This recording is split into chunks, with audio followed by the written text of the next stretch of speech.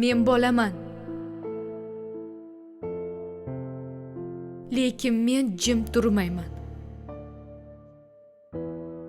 Chunki men daraxtlarning kesilishidan, qushlarning nolasidan, iqlim o'zgarishidan tashvishdaman. Men tabiatning farzandiman. Men shunchaki yashashni emas, yashil dunyoda yashashni istayman.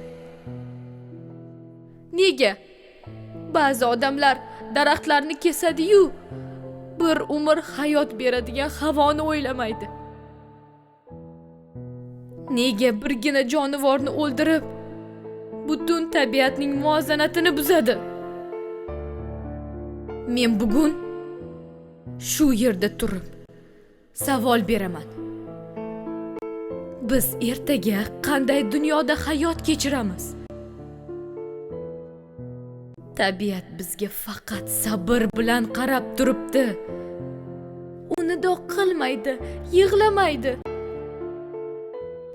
Ammo u so'nsa, biz ham so'namiz. Men qurigan daryoni emas, balig'i to'la daryoni ko'rishni istayman.